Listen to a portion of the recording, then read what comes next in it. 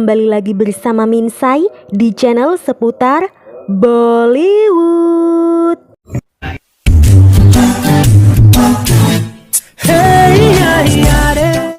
Kali ini Minsai akan menceritakan alur cerita film Sirvatum, film tahun 1999 dos. Film ini dibintangi oleh Sanjay Kapoor sebagai Deepak, Priya Gill sebagai Aarti, Susmita Sen sebagai Neha, serta beberapa artis lainnya. Jika kalian suka dengan video-video yang ada di channel ini, silakan subscribe dan nyalakan loncengnya.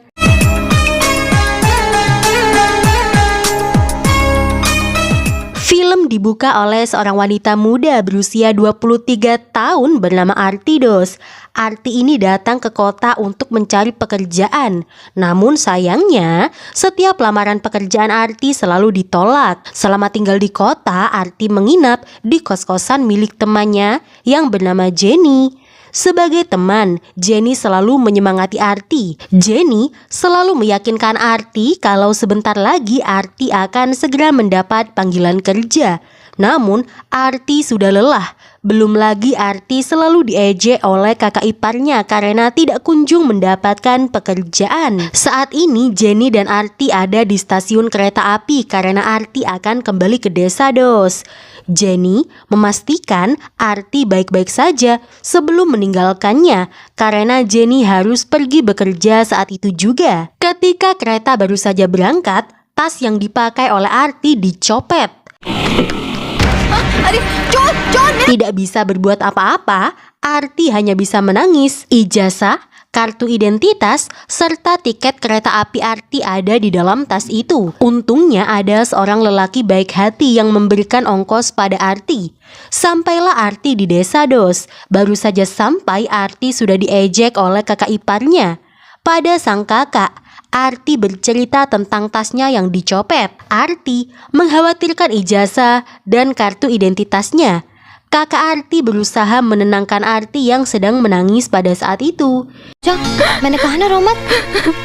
Di sisi lain ada Deepak Rai, seorang lelaki muda yatim piatu yang bekerja di Kerala. Saat ini Deepak berada di Delhi untuk urusan bisnis dan Deepak akan kembali ke Kerala. Di dalam gerbong kereta itu, Deepak menemukan sebuah tas berisi ijazah dan kartu identitas milik seorang wanita bernama Aarti. Dalam tas itu pula tertulis bahwa sang wanita bernama Aarti ini tinggal di Nainital. Deepak merasa barang yang berada di dalam tas itu sangat penting. Jadi Deepak yang baik hati ini mengirimkan barang-barang yang ia temukan atas nama Aarti kembali kepadanya, yaitu di Nainital melalui pos. Sesampainya di Kerala, Deepak menceritakan pada temannya yang bernama Niranjan tentang tas yang dia temukan. Scene berpindah di mana Aarti mendapatkan kiriman dari kantor pos yang berisikan ijazah dan kartu identitasnya yang hilang karena dicopet. Aarti sangat bahagia karena tasnya telah kembali. Kakak Aarti melihat pengirimnya bernama Deepak.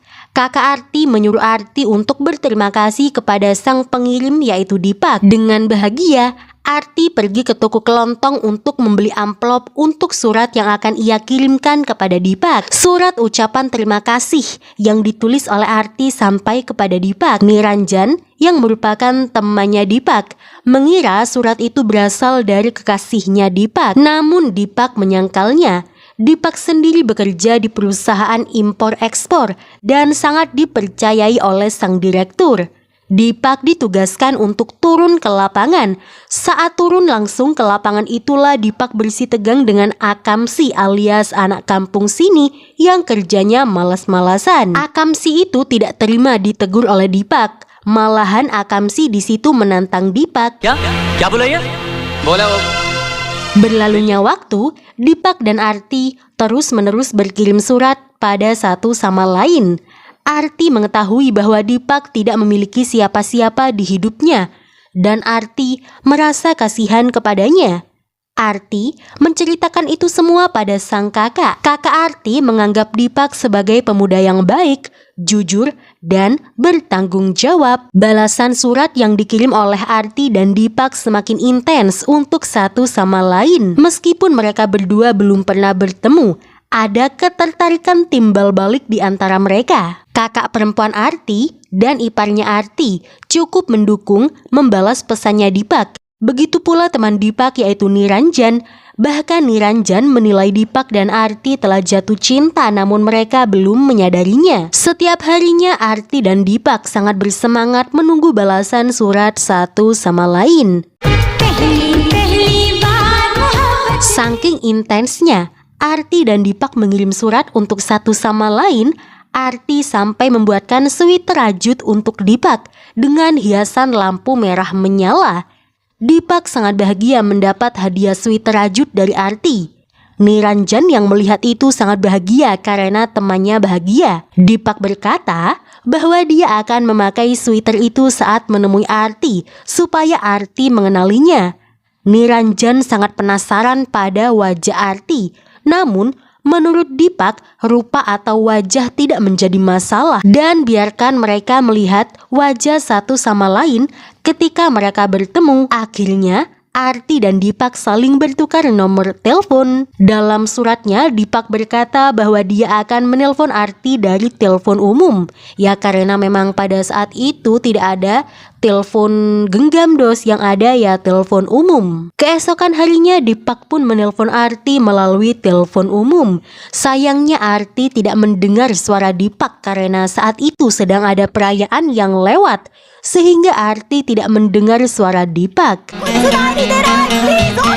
Arti terlihat sangat sedih karena dia tidak bisa berbicara dengan Dipak, padahal dia sudah sangat bersemangat untuk berbicara dengan Dipak. Di sisi lain, Dipak kembali mengalami masalah dengan para pekerja yang merupakan akamsi alias anak kampung sini.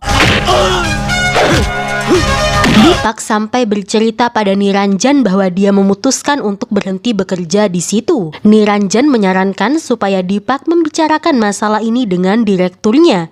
Dan untuk sementara waktu, Niranjan mengajak Dipak untuk bersantai dan bersenang-senang mengelilingi Kerala.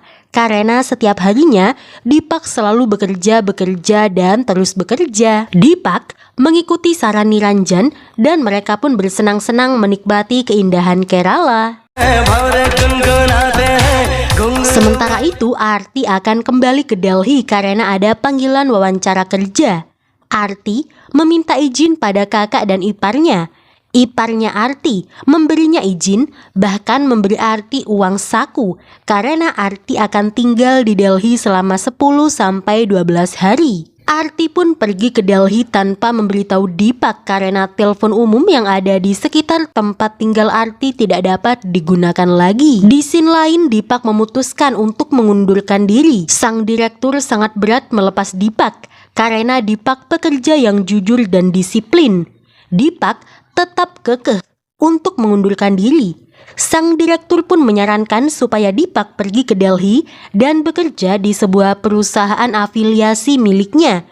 Dipak pun pergi ke Delhi ditangisi oleh Niranjan sang sahabat. Beralih kepada Arti yang kini sudah sampai di Delhi dan akan menuju ke kos-kosannya Jenny. Di jalan tanpa sengaja Arti dan Dipak saling bertabrakan. Arti dan Dipak yang tidak mengetahui wajah satu sama lain bersikap asing. Ditambah Arti mengira Dipak lelaki yang mencuri-curi kesempatan untuk bisa dekat dengan seorang gadis. I'm sorry. Dipak menaiki bajai dan berkenalan dengan sang sopir bajai yang bernama Pritam. Pritam sang sopir bajai merasa sangat dihargai oleh Dipak karena biasanya pekerjaan sopir bajai seringkali direndahkan dan dianggap sebelah mata. Lagi-lagi Dipak dan Arti saling berpapasan. Namun lagi-lagi mereka tidak mengetahui wajah satu sama lain, jadi mereka berdua tidak menyadarinya. Arti pun kembali tinggal di kos-kosannya Jenny. Jenny sangat bersemangat mengantarkan Arti untuk wawancara kerja. Sementara itu, Dipak yang kini berteman dengan Pritam diantar ke perusahaan afiliasi yang disarankan oleh direkturnya. Ternyata Arti dan Dipak akan melakukan wawancara kerja di perusahaan yang sama. Arti mengoceh saat melihat Dipak yang dianggapnya tidak sopan. Dipak pun melakukan wawancara kerja pada seorang wanita yang bernama Neha. Neha ini sangat periang, ramah, dan baik hati. Selain itu, Neha ini orangnya sangat suka bercanda.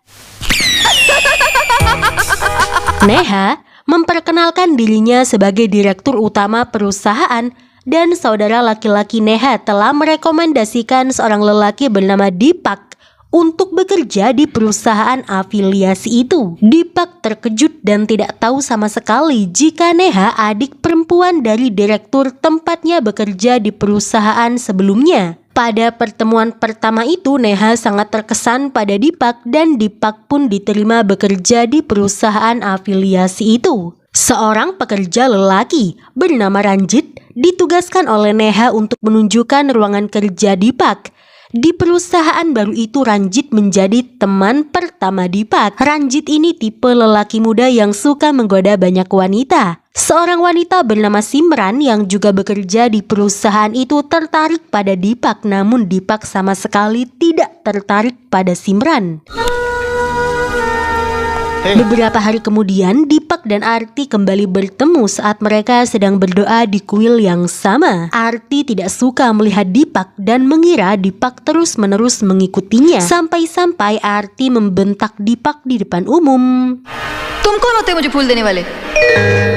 Jenny menasehati Arti untuk tidak terlalu galak pada lelaki karena masalahnya bukan pada lelaki, melainkan pada Arti yang sangat mudah menilai orang tanpa tahu bagaimana sebenarnya orang itu. Scene beralih di kantor ketika Dipak digoda oleh Simran. Neha melihat bagaimana cara Dipak menolak Simran. Neha benar-benar sangat terkesan pada Dipak dan singkat waktu Neha jatuh hati pada Dipak. Neha mengungkapkan perasaannya kepada Dipak secara terang-terangan di depan umum. Dipak berkata dia hanyalah lelaki biasa, sangat jauh berbeda dengan Neha. Tapi Neha tidak peduli dengan itu semua. Neha juga mengundang Dipak untuk datang ke rumahnya. Malam hari, Neha dengan bersemangat menunggu kedatangan Dipak di rumahnya. Neha juga membayangkan jika ia dan Dipak menghabiskan waktu bersama. Sayangnya malam itu Dipak tidak datang ke rumahnya Neha karena memang Dipak tidak mencintai Neha, melainkan Dipak mencintai Arti. Esok harinya dengan ceria Neha menemui Dipak.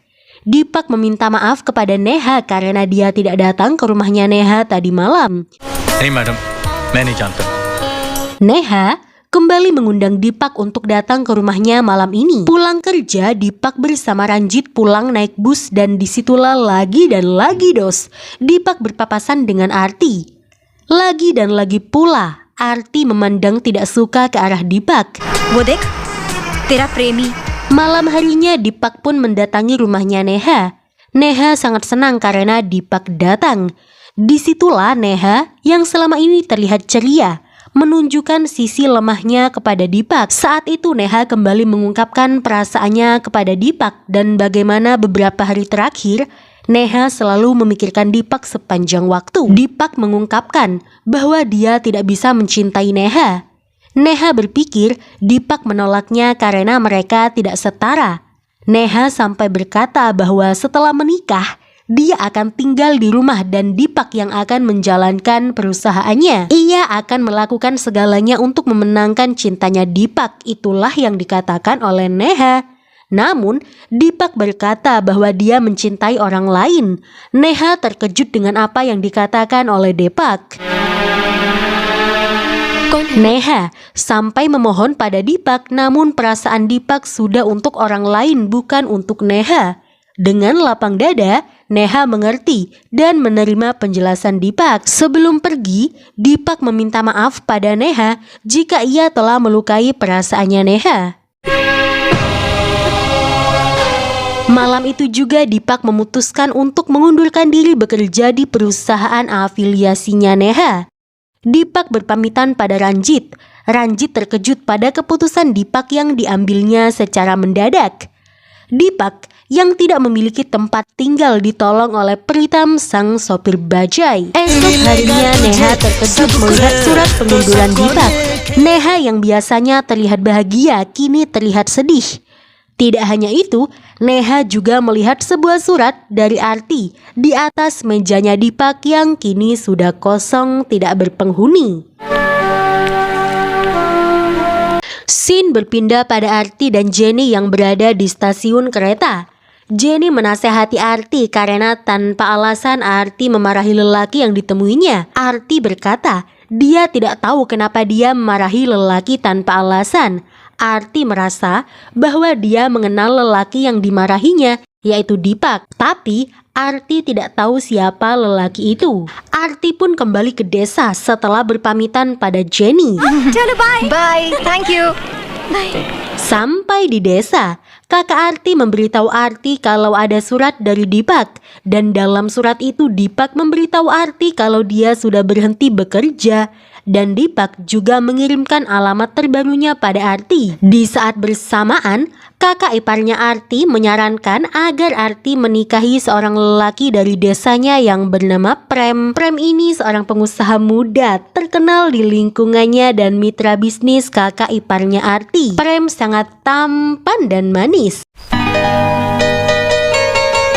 Prem yang sangat tampan datang ke rumah kakak iparnya Arti untuk menemui Arti.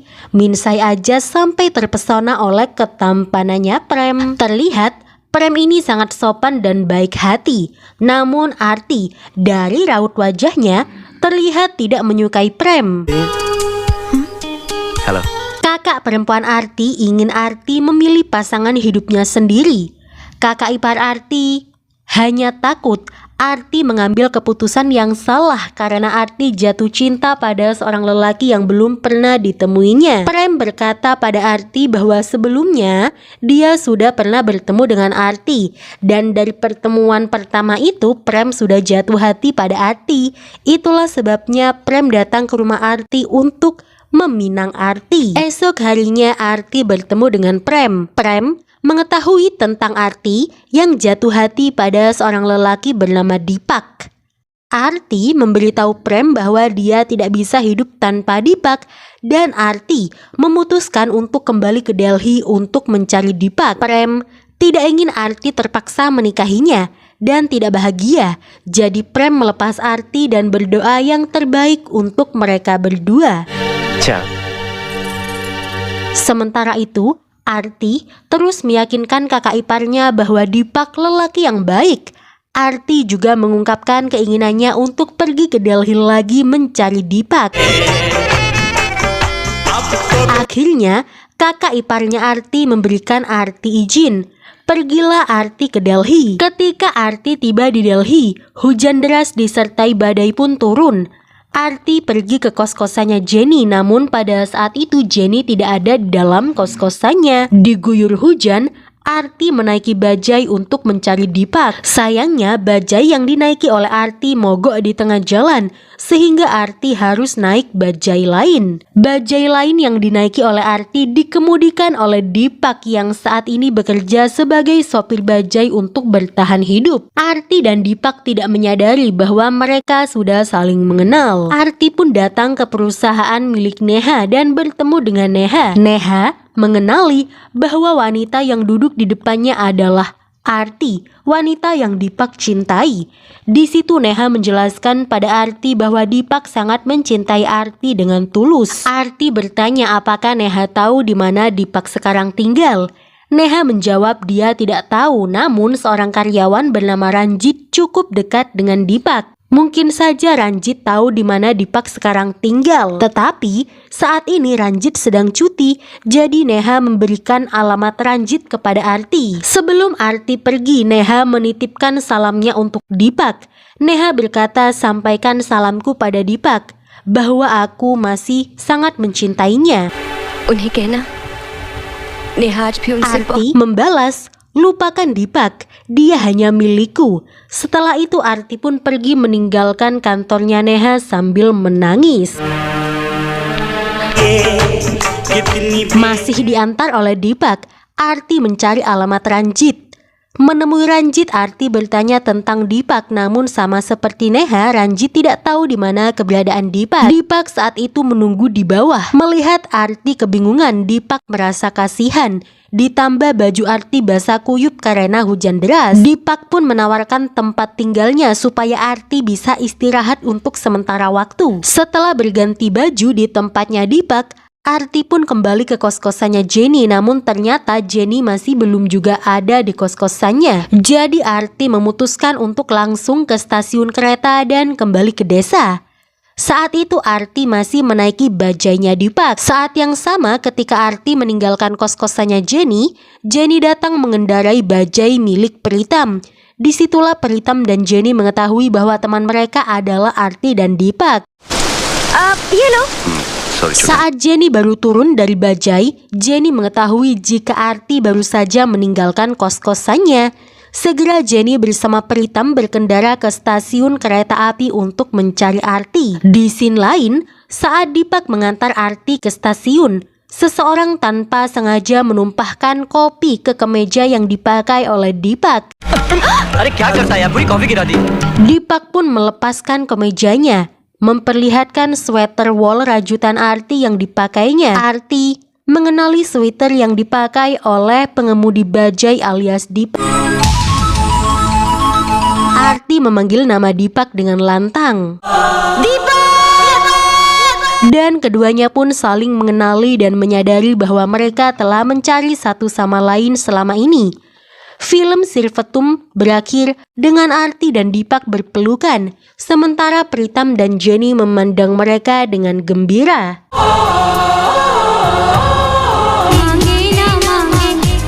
Informasi buat kalian yang tidak tahu dos, film Sirvetum ini merupakan remake dari film Tamil yang berjudul Kadal Kotai yang dirilis pada tahun 1996. Film Sirvetum 1999 ini dikenal karena lagu Dilber, dan film Sirvetum ini merupakan box office hit pada masanya. Jadi itu dos alur cerita dari film Sirvetum, film tahun 1999. Terima kasih yang sudah menonton video ini. Jangan lupa buat selalu support channel seputar Bollywood Filmilengge.